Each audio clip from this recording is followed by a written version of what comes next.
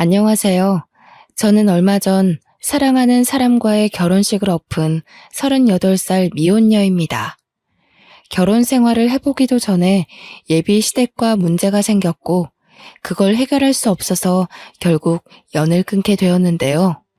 구체적으로 따지자면 저와 시댁 문제라기보단 친정 엄마와 예비 시모의 대립 때문이었죠. 이 두 분이 사돈이 되기도 전에 서로 의가상에 돌아설 수밖에 없었던 이유가 솔직히 다소 유치합니다. 여기 사연들을 보니까 훨씬 괴롭고 기상천외한 일들이 많더군요. 제 글이 상대적으로 별일 아닌 것처럼 보일지 모르겠던걸요. 그만큼 사소한 이유로 틀어지게 되었다는 건데요. 저의 황당한 사연 한번 들어보시겠습니까?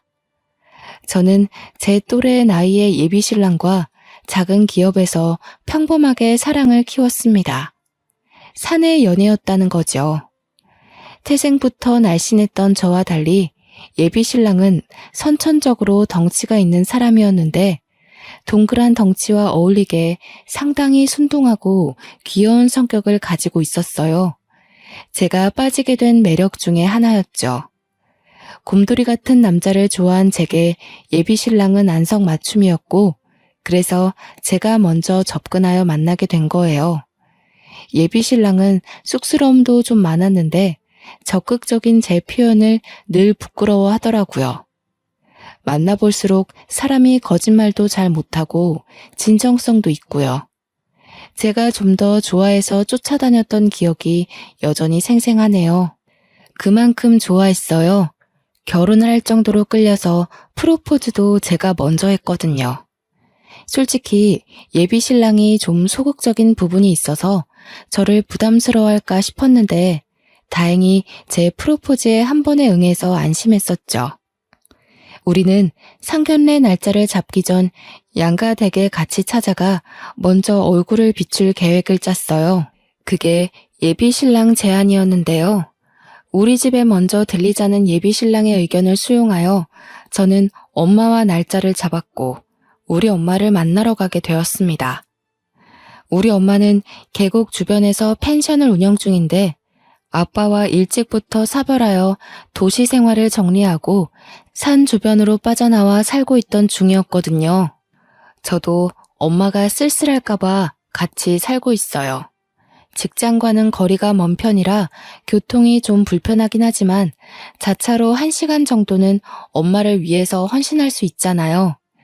지금은 펜션이 비수기라서 예비신랑과 제가 인사드리러 가기 딱 좋은 시기였죠. 오느라 고생 많았어. 여기 길이 험해서 운전하는데 많이 힘들었지? 어여 앉아. 앉을 데가 마땅치 않네. 바닥에 좀 앉아도 되겠어? 엄마는 예비 신랑을 보고 첫인상부터 듬직하다며 아주 좋아해 주셨습니다. 예비 신랑도 엄마한테 잘 보이려고 원래 착한 성격을 더 착한 태도로 임하며 엄마 앞에서 바짝 긴장해 있었는데요. 그 모습이 얼마나 또 귀여웠는지 모릅니다. 엄마가 준비해주는 음식으로 간단한 식사를 하는데 예비 신랑은 가만히 있지를 못하고 계속 엄마를 돕더군요. 엄마가 가서 앉아 있어도 된다고 했는데도 엄마 뒤를 졸졸 따라다니면서 예쁜 짓을 알아서 잘도 했습니다. 저와 엄마가 보는 눈이 비슷했는지 엄마도 예비 신랑이 귀여워 죽는 겁니다. 안절부절하는 예비 신랑 모습에 엄마랑 둘이서 얼마나 배꼽 잡고 웃었는지 모릅니다.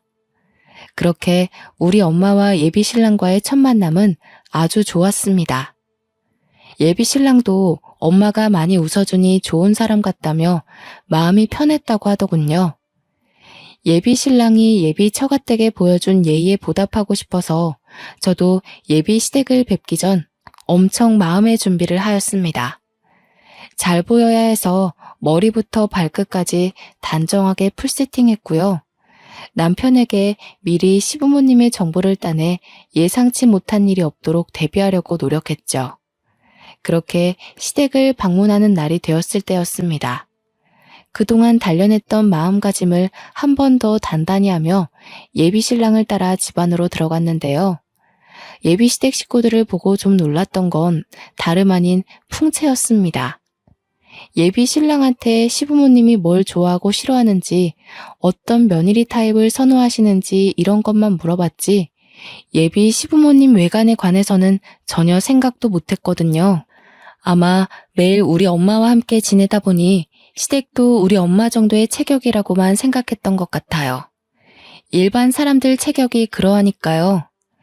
예비 신랑이 저보다 2배 정도 넓고 큰 사람인데 예비 시부뿐만 아니라 예비 시모까지도 예비 신랑과 비스무리한 체형이더군요.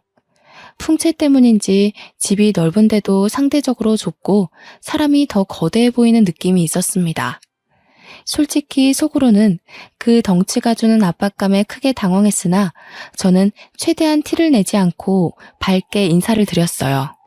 그랬더니 예비 시모가 인사는 받아주지도 않고 그저 소파에 앉은 채로만 저를 위아래로 훑고 있는 거 아니겠습니까? 예비 시부가 대신 제 인사를 받아주고 앉으라고 말해줘서 저는 제대로 예비 시모의 눈길을 피할 수 있었습니다. 아가씨는 우리 아들 어디가 좋아서 결혼하려는 거예요? 혹시 우리 아들이 둔해 보여서 부려먹을 생각으로 결혼하려는 건 아니죠? 저 착한 애 머슴처럼 옆에 끼고 살면서 결혼 생활 편하고 싶은 마음에 이 결혼하려는 거면 잘못 생각한 거라고 말해주고 싶네요. 아닙니다, 어머님. 저 대우 씨랑 결혼하는 거 그런 이유 아니에요. 솔직히 제가 더 좋아해서 남편한테 매달리는 실정이에요. 오해 없으셨으면 좋겠어요. 그건 결혼해봐야 알지. 입에 발린 말을 누가 못하겠어요? 그런데 아가씨 몸집으로 우리 대우 밥이나 차려줄 수 있을지 모르겠네요. 애 낳아서 키울 체력은 되려나? 어디 건강에 하자 있는 건 아니죠? 자, 그런 건 나중에 결혼해서 상의하면 될 일이고 애들 저녁 시간 맞춰서 왔는데 밥은 먹어야지. 식사 준비 다 해놨거든. 이쪽으로 오너라. 예비 시모는 제가 그냥 마음에 안 나봅니다. 끝까지 인사도 받아주지 않고 다짜고짜 하는 첫 대화가 저런 식이라 저는 또 당황할 수밖에 없었어요. 예비 신랑한테 왜 예비 시댁 성격을 묻는 걸 깜빡했는지 모르겠네요. 옆에서 예비 시부가 예비 시모를 말렸기에 망정이지 그 뒤로도 예비 시모는 몇 번이나 저를 못마땅해 하는 말들을 툭툭 던지더라고요. 제가 한마디 하면 수십 마디의 툴툴거림이 돌아오니 마음 놓고 애교를 부릴 수도 없고 잘 보이려고 연습한 갖가지 질문들도 대거 속으로 삼켜야 했죠. 좀 많이 가시방석이더군요. 그런데 웬만하면 제가 마음에 안 들어도 그걸 이렇게까지 티내야 하는 걸까요? 시댁 인사는 처음이라 잘 모르는데 다른 집도 인사 가면 시댁에서 이 정도로 솔직하게 티를 내는지가 궁금하더라고요. 보통은 그 상대가 자리를 비우거나 없으면 뒷담을 하지 않나 싶었어요. 어쨌든 그날의 식사 자리가 아주 힘들었다는 겁니다. 한 3시간 정도 있었던 것 같은데 기가 너무 빨린 채 집을 나왔어요. 그래도 다행인 건 예비 시모의 눈초리에도 제가 정말 많이 애써서 일부러 더 밝고 에너지 있게 그리고 예의 차려서 한결같이 행동했거든요. 그랬더니 예비 시모의 경계가 조금 풀린 게 느껴지더군요. 집을 나서기 전에 작별 인사를 하는데 예비 시모가 운전 조심하라고 인사를 해주길래 그제야 저는 긴장했던 마음이 씻은 듯 내려갔습니다. 본래 성격이 좀 퉁명스러운 편이신 것 같더라고요. 자기 아들의 배우자가 될 사람을 보는 거라서 저렇게 나를 세운 거라고 봐요. 예비 신랑은 그날 저를 집에 데려다 주면서 엄청 사과를 하더라고요. 식사하는 내내 눈치를 보더니 자기 엄마 성격을 말 못해준 게 미안해서 그랬나 봅니다. 그러면서 하는 말이 우리 엄마가 원래 뭐든 좀 부정적으로 생각해. 다 의심하고 불평하고 좀 그래. 미안해. 미리 말해줬어야 했는데. 당황스러웠지? 너무 상처받지는 말았으면 좋겠어. 엄마가 말을 예쁘게 못해서 그렇지. 계속 지내다 보면 자기한테도 시엄마로서 잘할 거야. 괜찮다니까 그러네. 이런 사람들 있으면 저런 사람들도 있는 거지. 나도 직장 생활 해봐서 알잖아. 그런 분들은 자기도 모르게 나오는 행동들이라서 다 이해해. 어머님도 본래 그런 분은 아니신 것 같던데. 우리 나올 때 인사 받아주는 거 못 봤어? 이런 식으로 차근차근 풀어가면 될 거야. 저와 예비 신랑은 끼리끼리 만난다는 말을 많이 들었는데요. 예비 신랑 인품이 순둥한 것처럼 저 또한 배려심 깊고 마음 따뜻하다는 칭찬 많이 들었어요. 이런 제 성품은 온전히 엄마로부터 물려받은 성격이라고 해도 과언이 아닌데 엄마가 늘상 입버릇처럼 제게 하던 말이기 때문에 이렇게 이해심 깊은 사람으로 자랄 수 있었던 거예요. 니네 아빠가 늘 하는 소리가 있는데 절대 사람을 겉모습 보고 판단하지 말라는 거야. 이런 사람이 있으면 저런 사람이 있고 이렇게 생긴 마음이 있으면 저렇게 생긴 마음도 있을 수 있는 거지. 내가 이해할 수 없는 사람이라고 해서 그 사람을 나쁘다고 할 수는 없어. 세상에서 제일 나쁜 사람이 어떤 사람인 줄 아니? 나의 소중한 것을 함부로 여기는 사람. 아빠라는 사람은 제가 너무 어릴 때 돌아가셔서 어떤 사람인지 잘 몰라요. 늘 엄마 입으로 들어서 아빠는 이런 사람이구나 하고 이미지를 상상했을 뿐이었죠. 제 생각이 맞다면 아마 아빠도 엄마처럼 좋은 사람이었을 거라고 봅니다. 양가 댁을 다녀오고 난 후 바로 다음 달 저희는 상견례를 잡기로 했습니다. 어차피 결혼식은 연말이었고 다른 준비는 차차 하면 되었거든요. 어른들께 인사드리는 건 최대한 빨리 하는 게 예의라고 보고 서로 날짜 되는 날을 찾다 보니 다음 달이 가장 빨랐죠. 저희는 양가 부모님께 약속 정보를 알려드린 후 분위기 괜찮은 일식집에서 상견례를 하게 되었습니다. 저희 엄마는 펜션을 운영하기 때문에 평소 편한 옷차림만 즐겨 입었는데 이번에 상견례를 위해 제가 옷 한 벌 맞춰줬는데요. 엄마랑 같이 손수 백화점까지 가서 구매한 브랜드 옷인데 그 옷을 입어봤을 때 직원들이 저희 엄마 보고 모델 같다고 너무 날씬하고 예쁘다고 엄청 칭찬해 주더라고요. 제가 봐도 엄마는 참 곱게 나이가 드셨어요. 험한 펜션 일을 하는데도 피부가 고우시고 주름도 나이에 비해 적었거든요. 외가 쪽이 대부분 다 피지컬이 좋은데 이런 것도 유전인가 봐요. 저도 엄마를 닮아 옷에 좋다는 소리는 좀 듣고 살았답니다. 엄마는 오랜만에 걸쳐보는 예쁜 옷을 입고 좋아라 했어요. 아무리 편한 옷을 선호한다고 해도 엄마도 여자잖아요. 우리 여자들은 예쁜 옷 보면 설레는 희한한 DNA가 있지 않습니까? 비록 이 예쁜 옷을 한번 입고 말지 모르나 저와 직원들이 진심으로 칭찬하자 엄마는 기분 좋아서 그 옷을 골랐죠. 칭찬받는 걸 쑥스러워하는 엄마가 문득 소녀같이 예뻐서 저까지 기분이 좋았던 쇼핑이었습니다. 예비시댁의 경우도 저희와 비슷한 형편으로 평범하게 산다고 들었는데요. 그날 상견례 자리에서 본 예비 시모의 모습을 아직도 잊을 수가 없어요. 단정하게 연분홍색 투피스를 입은 엄마와 달리 예비 시모의 차림새는 분에 넘치도록 엄청 화려했거든요. 처음에 보고 인사드리는 것도 깜빡했을 정도로 엄마와 저는 잠깐 넋을 놓았습니다. 보통 상견례에서 삐까뻔쩍하게 하고 나타나진 않지 않나요? 예비 시모는 누가 봐도 나 돈 많아요. 이런 걸 티내고 싶은 사람처럼 입고 왔더라고요. 상견례 복장에 정답은 없다만 다소 당황스러웠어요. 예비 신랑도 외동, 저도 외동이라 상견례 자리는 꽤 단촐했습니다. 그래도 장소가 장소인지라 휑한 분위기는 아니었어요. 그렇게 바로 음식들이 들어오고 약간은 어색한 관계에서 예비 시부의 말로 자연스레 물꼬를 텄습니다. 펜션을 한다고 들었습니다. 성수기가 지나서 지금은 쉬엄쉬엄 하고 계신 거죠? 그것도 성수기 되면 만만하게 볼 게 아니더라고요. 아, 예. 지금은 좀 괜찮은데 성수기 때는 정말 말도 못해요.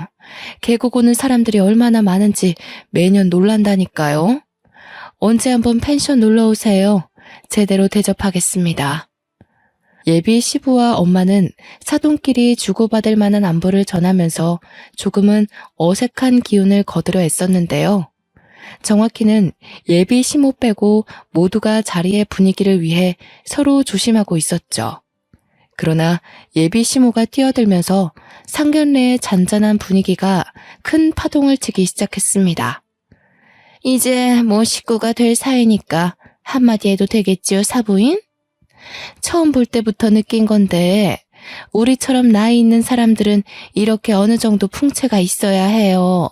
그렇게 말하면 없는 사람 소리 들어요. 저는 순간 이게 뭔 의미인가 싶었어요. 그건 엄마도 마찬가지인 것 같더라고요. 엄마가 대답을 않고 예비 시모의 말뜻을 최대한 좋게 돌려서 생각하고 있는데 예비 시모의 말이 바로 뒤따랐습니다. 딸도 삐쩍 말라서 애 낳을 힘이나 있는지 모르겠다고 생각했는데 사부인 보니까 집안이 다 이렇게 빈약한가 보네요.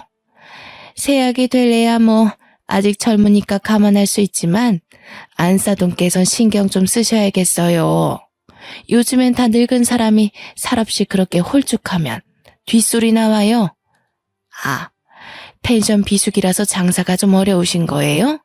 힘들어서 그러신가?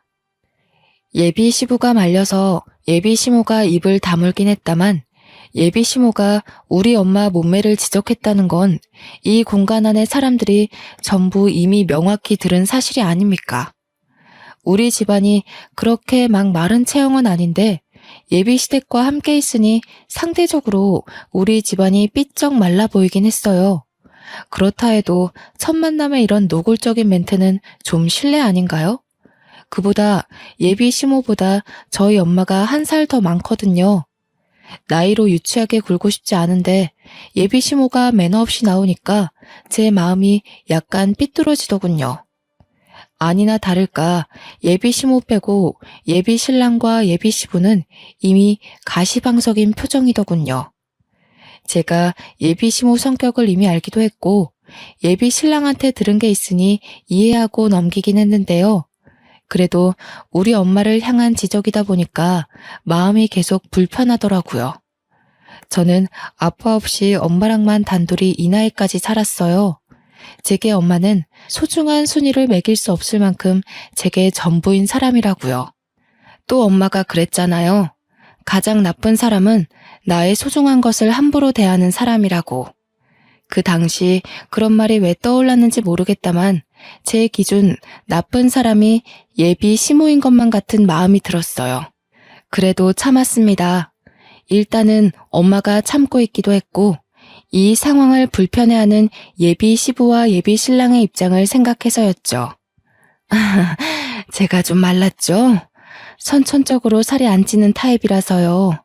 그래도 옷 살 때 직원들이 모델 같다고 칭찬을 해주던걸요. 그런 거 보면 이만해도 다 살아갈 만한 것 같아요. 어머나, 그걸 믿으세요, 사부인? 아이고, 순수하기도 하셔라. 그런 건 다 옷 팔기 위한 상술이죠. 자기네들 매출 올려야 되는데 사부인 보고 어머님 같은 분들은 삐쩍 꼴아서 옷태가 안 나요. 라고 어떻게 말하겠어요? 전혀 웃기지도 않은데 예비 시모가 혼자서만 홍홍거리며 웃는 겁니다. 이 무슨 무례한 짓인지 너무 어처구니가 없더군요. 지나가는 똥개도 예비 시모가 저희 엄마한테 신뢰를 범하고 있는 걸 알 정도로 심하다고 봤어요.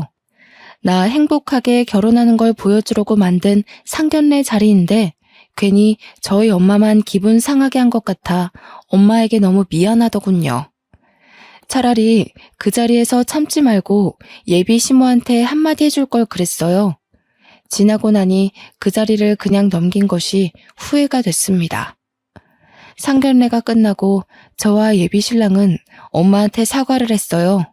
엄마는 좀 불쾌한 것 같았지만 말로는 괜찮다며 먼 거리의 본가를 혼자 돌아가셨죠. 그 후 솔직히 예비 신랑과 조금 다퉜습니다. 다퉜다기보단 제가 일방적으로 신경질을 낸 거네요. 예비 신랑은 자기 엄마 잘못을 알고 있어서 그런지 한마디도 못하고 중간중간 미안하다고만 했고요. 그러고 나서도 예비 시모한테서 근근한 시비가 있었지만 저와 예비 신랑의 결혼 준비는 무탈하게 계속 진행되었습니다. 예비 시모가 벌써부터 불편했으나 아직은 예비 신랑을 많이 사랑했기 때문이었죠. 웬만해선 예비 시모와 엄마를 마주치게 안 하고 싶었는데 결혼식에 입을 양가 부모님 옷을 선물로 드리려다 보니 어쩔 수 없이 또 한 번 만남을 가지게 되었는데요. 저는 이런 날을 만든 걸 지금도 뼈저리게 후회하고 있어요. 이날만 아니었다면 저희 엄마가 변을 당하는 일은 없었을 텐데 말입니다. 엄마는 이번에 롱치마와 가디건의 일상복을 입고서 서울로 왔고 예비 시모는 또 졸부처럼 한껏 치장하고 왔더라고요. 첫 만남으로 집에 인사 갔을 때만 해도 저희 엄마와 비슷한 류의 옷을 입고 있어서 몰랐는데 예비 시모는 밖에 나올 때마다 일어나 봅니다. 그게 또 낙인가 보다 하고 넘기려고 했는데 아니나 다를까 예비 시모가 또 참지 못하고 저희 엄마를 보고 입을 놀리는 겁니다. 각자 엄마 옆에서 나란히 걷고 있던 우리도 당연히 들을 수밖에 없었는데요. 어머, 사부인, 옷이 그게 뭐예요? 안 그래도 홀쭉한 사람이 그렇게 추리한 옷 입으니까 정말 없어 보이잖아요. 제가 지난날 뭐라고 했습니까? 우리처럼 늙은 사람들은 살집이 있어야 한다니까요. 예, 압니다. 그런데 뭐 보이는 게 중요한가요? 안사돈께서도 아실 거 아니에요? 우리 정도 되면 젊은 애들이랑은 달라서 혈액순환이 크게 중요하잖아요. 몸이 갑갑하면 좀 불편해서 저는 이런 편한 옷이 좋네요. 저희가 목적지에 도착할 때까지 예비 시모는 계속 자신과 우리 엄마를 비교하면서 엄마의 외관을 계속 지적질했습니다. 그걸 듣고만 있는데 한 번씩 화가 나더라고요. 솔직히 예비 시모 몸매가 누구를 지적할 만큼 훌륭하지 않거든요. 자꾸 우리 엄마 보고 말랐다고 뭐라 하는데 예비 시모야말로 그 몸집이면 비만 클리닉에 등록해야 할 정도라고요. 저와 엄마는 일이 커질까봐 참고 있는 거지 절대 예비 시모의 말이 맞아서가 아닌데 예비 시모는 끝을 모르고 자꾸 자기 몸매를 내세우기만 했어요. 왜 자꾸 고나리질을 저희 엄마한테 하는 건지 도통 예비 시모의 의중을 모르겠더군요. 저는 예비 시모 말이 듣기 싫어서 엄마를 데리고 여성 정장을 보러 들어가 버렸습니다.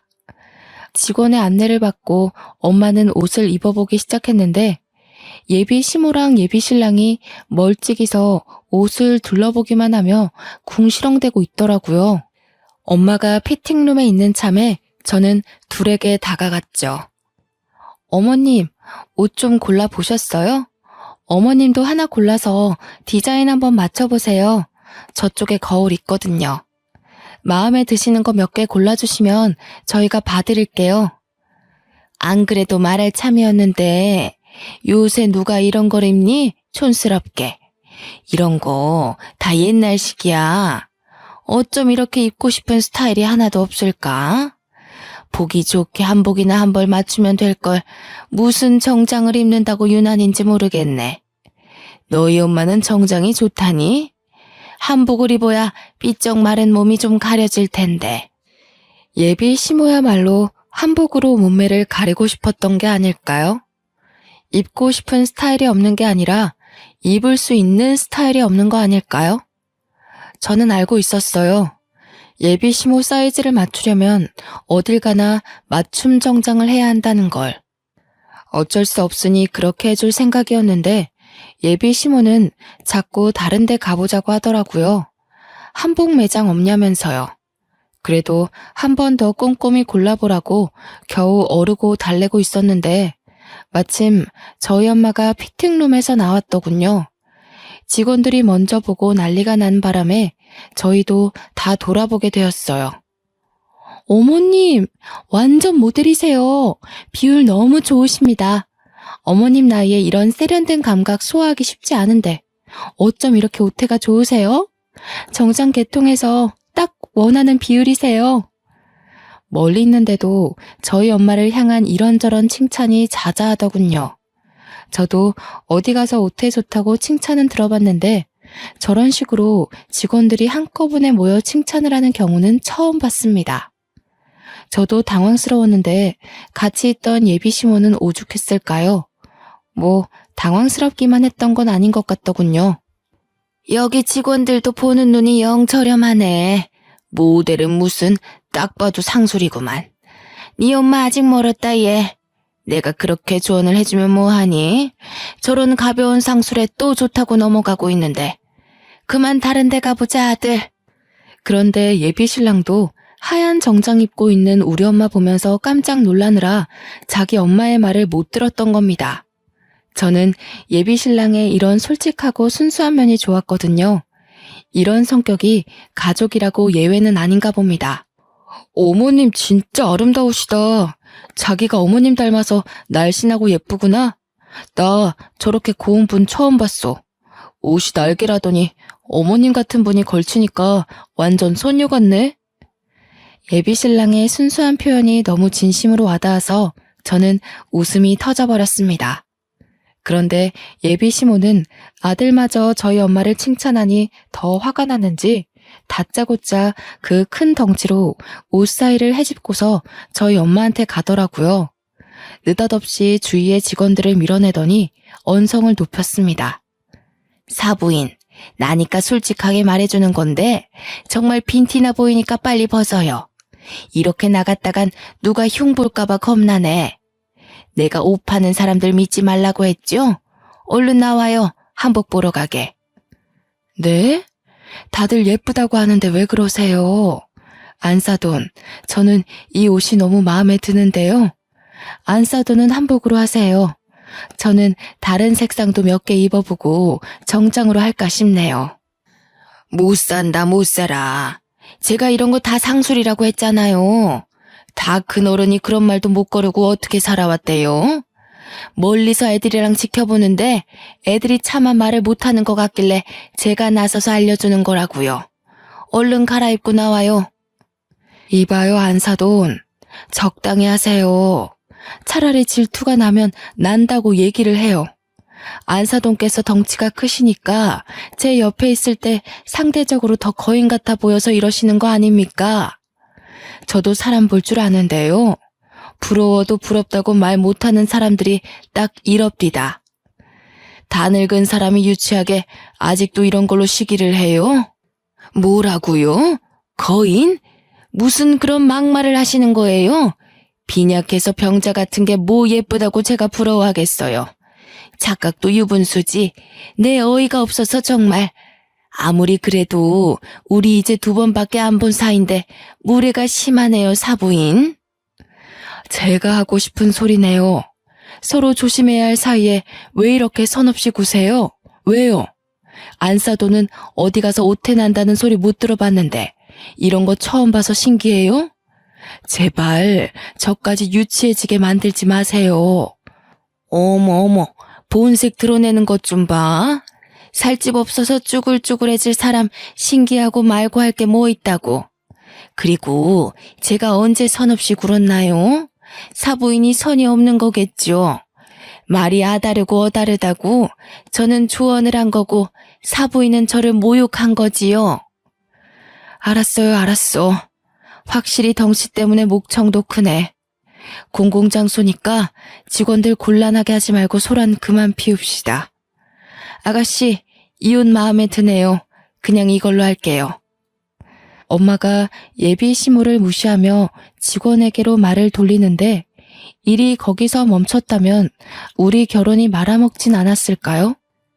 예비 시모는 쪽팔렸던 건지 억울했던 건지 얼굴을 확 붉히면서 자기를 돌아선 엄마의 어깨를 밀어버렸습니다. 말 그대로 말라서 힘이 없던 저희 엄마는 그 큰 덩치가 주는 파워에 못 이겨 휘청하고 엉덩방아를 찢고 말았죠. 제가 봐도 너무 사정없이 넘어가 버린 모양새였죠. 너무 놀랐던 저는 급하게 쫓아갔고 뒤따라온 예비 신랑도 예비 시모를 말렸어요.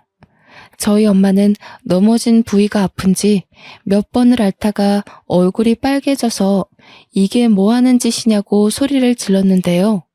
거기다 대고 예비 시모가 하는 말이 참 기가 막히더군요. 아이고, 꽃이네. 그렇게 말라깽이처럼 삐쩍 마르니까 중심도 제대로 못 잡고 넘어지는 거예요. 좀만 더 나이 먹으면 걸어 다닐 수는 있겠어요? 나중에 10년 있다가는 요양병원에서 휠체어나 타셔야겠는데? 옷이 이쁘면 뭐하나?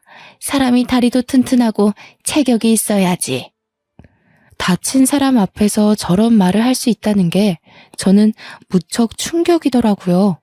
심지어 지금 예비 신부는 가해자예요. 그런데 끝까지 자기의 잘못을 자각하지 못하고 엄마를 계속 지적하네요. 직원들도 이런 상황을 처음 봤는지 충격으로 놀라서 말을 잃은 것 같더군요. 모두가 나서서 급하게 저희 엄마를 부축해 주는데 엄마 상태가 생각보다 많이 안 좋아 보였습니다. 평소에 남의 도움받는 걸 마다할 만큼 씩씩한 엄마가 중심을 못 잡고 안 되겠다며 다시 주저앉아 버리더라고요. 꼬리뼈랑 허리가 너무 아프다고 하는데 다리에 힘이 쫙 빠져서 나중에는 앉아있는 것도 못하고 들어 누우셨습니다. 백화점 바닥이 대리석으로 되어 있기도 했고 피팅룸 주변에 낮은 선반들이 많았기에 잘못 부딪히면 골절될 만큼 위험한 환경이긴 했거든요. 저는 너무 놀래서 바로 119를 불렀어요. 그 와중에도 예비 시모는 궁시렁궁시렁 대고 있었는데요. 아이고 사부인, 오바 좀 하지 마세요. 그런 방법으로 나 한번 이겨 먹어보겠다고 그러는 것 같은데 산구석에서만 살아서 잘 모르나 봐요. 그런 것도 다 옛날식이에요. 좀 그만하세요, 어머님. 사람 다쳤는데 그런 식으로밖에 말씀 못하세요? 어머님 때문에 저희 엄마 다친 거잖아요. 어머님 덩치가 그렇게 사정없이 밀어버리면 세상 어느 사람이 안 다치겠어요? 도무지 참을 수 없어서 저 한마디 했거든요. 예비 신모가 제 버르장머리까지 논하면서 뒷목을 잡더군요. 그때 머지않아 구급대원 들어와서 엄마를 살피며 들것에 실었어요. 함께 있던 예비 신랑은 얼굴이 새하얗게 질리더니 지 엄마 등짝을 퍽퍽 때리는 겁니다. 예비 시모도 그때는 조금 큰일인가 싶었는지 구급대원한테 뭐냐고 진짜 다친 거냐고 슬쩍 묻는 겁니다. 저는 따라오겠다는 예비 신랑한테 화를 내면서 너네 엄마나 챙겨서 집에 가라고 해버렸습니다. 그렇게 근처 대학병원 응급실에 급하게 왔는데요. 엑스레이랑 간단한 검사를 마치고 의사를 대면했는데 의사가 꼬리뼈 골절이라고 하네요.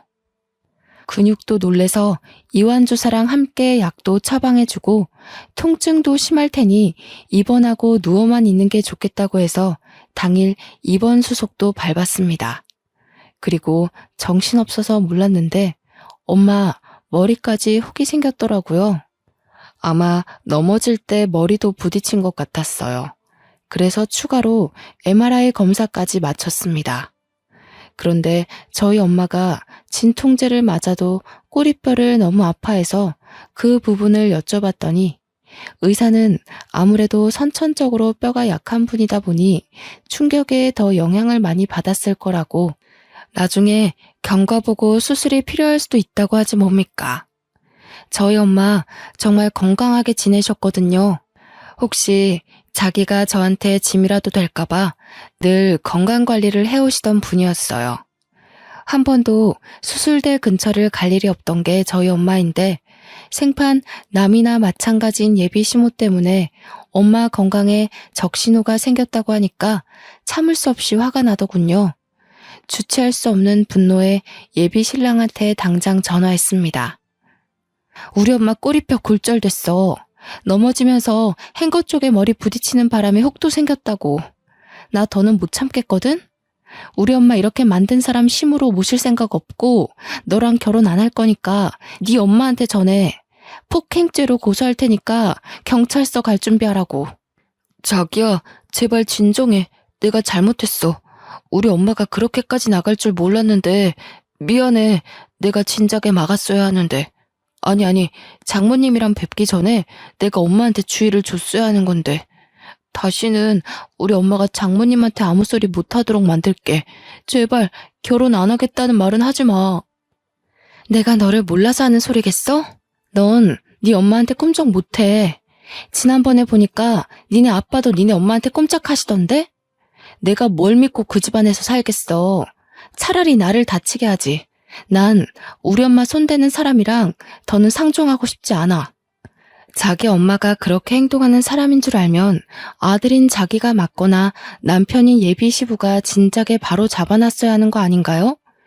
예비 시모가 대놓고 우리 엄마를 모욕하는 걸 둘 다 지켜보고만 있었잖아요. 이건 착한 걸 떠나서 비굴한 거라고 봐요.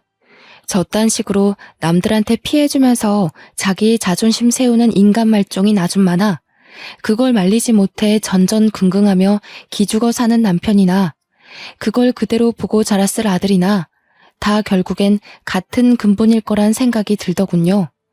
저도 저지만 저희 엄마를 저런 집안과 사돈 맺게 할 수 없었습니다. 저는 엄마한테 쉬고 있으라고 한 뒤 백화점에 찾아가서 아까 매장 CCTV 영상 좀 보여달라고 했어요. 마침 사각지대도 아니었고 백화점이라서 CCTV 구도가 다방면으로 잘 되어 있더라고요. 그 화면에는 예비 시모가 우리 엄마 어깨를 밀어버린 게 적나라하게 나와 있었고 저는 그대로 휴대폰으로 찍어서 경찰서에 신고해버렸습니다. 폭행죄로 신고했더니 예비 시모는 조사받는 중이고 함께 따라온 예비 신랑은 저를 보자마자 무릎 꿇고 사정을 하기 시작하더군요. 자기야, 내가 이렇게 빌게. 제발 우리 엄마 좀 살려줘. 내가 평생 장모님 모시면서 효도할게. 우리 결혼하면 친정 가서 지내자, 응?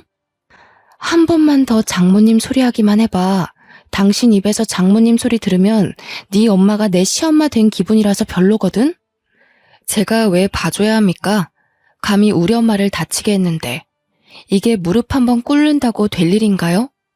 나이 먹고 제일 약한 곳이 허리라는데 살면서 척추가 하는 기능이 얼마나 비중이 큰데 이러다가 허리 쪽으로 만성 통증 생기면 어쩌려고 그런 생각 없는 짓을 했답니까?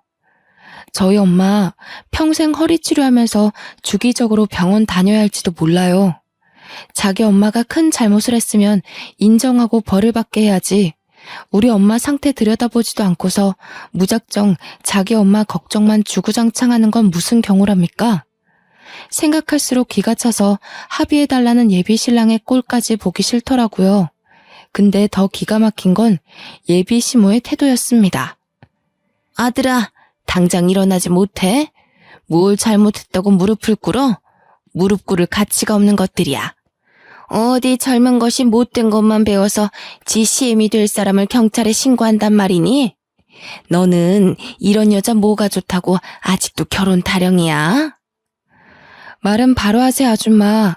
무릎은 아들이 아니라 아줌마가 꿇으셔야죠. 아직도 상황 분간 안 되세요? 우리 엄마 지금 수술해야 할지도 모르거든요. 제가 조만간 진단서 떼서 제출할 건데 그럼 아줌마 폭행죄로 안 끝나요. 상해죄로 더 큰 처벌 받는다고요. 아줌마? 기가 차서 정말. 니네 엄마가 홀쭉해서 뼈 부서진 걸 왜 내 탓하니? 그래서 내가 평소에 살 좀 찌우라고 한 거야. 다 늙은 지엠이 건강 생각해줬으면 고맙다고 엎드려서 절이나 할 것이지. 버르장머리 없게. 뭐가 그렇게 잘나서 자꾸 자기 몸매 과시하는지 모르겠는데요. 아줌마 건강이야말로 급해 보이거든요. 아들한테 어디 가까운 비만 클리닉 좀 등록해달라고 하세요. 아줌마 처음 봤을 때 정말 굴러다니는 줄 알고 놀랐어요. 솔직히 제가 본 사람 중에 아줌마가 제일 뚱땡이거든요. 조금 유치해 보일지라도 그게 예비 시모한테 잘 먹히는 것 같아 저는 더 유치하게 몰아붙였어요. 그랬더니 지켜보던 형사님들이 몇 분 웃으시더라고요. 예비 시모 얼굴은 이미 빨개질 대로 빨개졌고요. 경찰서에서 가장 우스운 다툼을 한 뒤 며칠이 지났는데요. 제가 엄마 간병하는데 일주일이나 지나서야 예비 신랑이랑 예비 시모랑 예비 시부가 사과하기 위해 얼굴 비추러 왔더군요. 그동안 일부러 오라고 독촉도 안 했어요. 어차피 고소 취할 생각도 없고 제가 굳이 나서서 골칫거리를 끌고 올 필요가 없었으니까요. 찾아왔길래 꼴도 보기 싫어서 인사도 안 했더니 머뭇거리고 있던 예비 시모 옆에서 예비 시부랑 예비 신랑이 사과 안 하냐고 엄청 쪼으더군요. 사과하면 될 거 아니야. 저기 사부인 미안해요. 나는 거기서 그렇게 힘없이 넘어질 줄 몰랐지. 내가 진짜 살짝 밀었거든. 정말 오해야. 내가 뭐하러 사람 다칠지도 모를 짓을 하겠어. 저기 아줌마, 지금 변명하러 온 거예요? 아줌마는 잘못할 의도가 없어졌는데 우리 엄마가 넘어지는 바람에 고소당해서 억울하다. 뭐 그런 얘기가 하고 싶은 거예요? 왜 찾아오신 거예요? 어처구니가 없어서 따져드니까 예비 시부랑 예비 신랑은 아무 말도 못하고 있고 예비 시모만 비죽거려가며 미안하다고 우물쭈물 또 사과를 하는 겁니다. 그때 지켜보던 엄마가 한마디 얹었는데요. 반성 좀 하셨어요? 안사돈께서 잘못하신 건 저를 다치게 해서 고소받은 것만이 아니에요. 상대방을 겉으로 판단하고 조언을 가장해 멸시를 한 거, 그럼에도 잘못을 자각 못하고 목소리 높이는 뻔뻔함, 그게 잘못됐다는 거예요. 다시는 어디 가서 그러지 마세요. 아니 근데 삐쩍 꼴아있는 사람만 보면 이렇게 다치기 쉬우니까 살 좀 찌우라고 한 것뿐이에요. 사부인이 너무 말라서 그렇지 살만 좀 있었으면 이 지경까지는 안 다쳤겠지요. 이 말을 듣고 있던 옆 침대 환자들이 혀를 끌끌 차기 시작했습니다. 저희 엄마가 병원 입원한 지 일주일 만에 병실 환자들이랑 친해졌는데 보호자들까지 전부 저희 엄마가 왜 입원했는지 사정을 알고 있거든요. 그녀 낯짝 한번 보고 싶다면서 다들 제 일처럼 성내주셨는데 이렇게 낯짝을 보게 된 거죠. 아이고 참네. 아지매요. 뭘 몰라서 그러는데 우리 나이에 아지매처럼 암소만 하면 골병 듭니다. 젊은 것들이야 젊어서 병을 이길 힘이나 있지. 우리같이 늙은 사람들이 그럴 힘이 있겠어요? 오래 살고 싶으면 관리 좀 하소. 아줌마 정도면 고도비만일 텐데 혈압 높지요? 조만간 당뇨라도 생기겠구만. 풍채 좋다는 말은 아줌마 같은 몸을 보고 하는 게 아니에요. 아줌마는 그냥 뭐 뒹글뒹글 굴러다닐 몸이네. 뚱뚱한 게 자랑은 아니지 않나요? 오히려 이쪽 분이 몸에 장근육도 있고 건강하던디. 의사 선생님도 이 짝 보고 평소 운동신경이 있는 덕에 이만한 거라고 하더이다. 어이가 없어서 원. 무슨 운동신경이요? 말라 비틀어진 인형같이 쓰러지더니만 참나 웃겨. 아직 상황 파악이 안 되시나 본데 세 분 다 무릎 꿇고 사정해도 모자라요. 형사 고소 들어갔다면서요? 합의 안 되면 벌금 많이 물 텐데. 치료비까지 물어야 돼요. 돈 없으면 징역살이 할지도 모를 판인데 지금 그렇게 장난식으로 사과할 게 아니에요. 돈도 없는 사람들 같구만.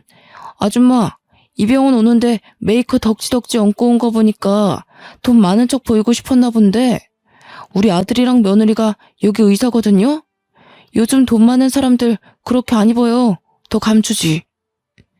병실 내 환자랑 보호자분들이 전부 저와 저희 엄마 편을 들어서 적극적으로 공격을 해주는데 너무 속이 시원하더라고요. 아무 말도 못하고 표정 썩어있는 예비시 목골이 참 보기 재밌었어요. 더 할 말 없으시면 나가주시겠어요? 여기 환자분들 안정 취해야 되는데 그 큰 덩치로 입구를 막고 있으니까 보기만 해도 영 피로해서요. 이제 법적으로 해결할 일만 남았으니까 볼 필요도 없을 것 같은데 앞으로 찾아오는 일 없도록 해주세요. 아무 말 못한 예비시모는 자존심 무척 상해하면서 먼저 병실을 박차고 나갔습니다. 예비시부랑 예비신랑은 저희한테 미련이 있는 것 같았는데 저는 끝내 돌아보지 않았죠. 저런 아줌마가 제 시모가 되었을 생각만 하면 자다가도 벌떡 일어날 지경이에요. 결혼이란 거 남편 하나 보고 할 수 있다고 생각했는데 역시 결혼은 집안 문제였네요. 그 후로도 저희 엄마는 한 달 넘게 입원 중입니다. 치료비가 점점 늘어나니까 그쪽에서도 안 달랐는지 하루에 한 번씩 전화와서 합의금 점점 높여 부르더라고요. 절대 합의해줄 생각 없어요. 저희 엄마 허리가 하루아침에 일이 망가졌는데 그깟 돈으로 상황 무마시키는 건 말이 안 되니까요. 잘못을 했다면 그 대가가 얼마나 무서운지 느껴봐야 다시는 이런 짓 안 할 거 아닙니까? 진심으로 반성해도 봐줄까 말까인데 돈이면 다 되는 줄 아는 저 신보도 참 마음에 안 드네요. 합의고 뭐고 10년이 걸려도 안 해줄 생각입니다. 제 사연 읽어보니 어떠신가요? 다소 아이들 싸움 같기도 하죠. 저도 예비 시모 같은 유치한 사람 처음 봤거든요. 지나서 생각하니까 이젠 헛웃음이 나오네요. 만약 우리 엄마가 그런 사람이었다면 어디 얘기하기도 쪽팔렸을 거예요. 저주하는 건 아니지만 그 집이 어디와 사돈 맺는 일은 없었으면 좋겠어요. 상대 며느리 집 망할 일 있나? 현재는 엄마는 펜션을 잠시 접고 서울에 전세 하나 얻어서 저와 같이 살고 있습니다. 허리 때문에 무리한 일은 잠깐 쉬기로 했거든요. 엄마 허리가 최대한 나을 때까지 제가 잘 보필하며 지내고 있어요. 다들 사랑에 눈 멀어서 이상한 사람 걸을 수 있는 기회를 놓치는 그런 짓은 하지 마세요. 지금까지 제 사연 읽어주셔서 감사합니다.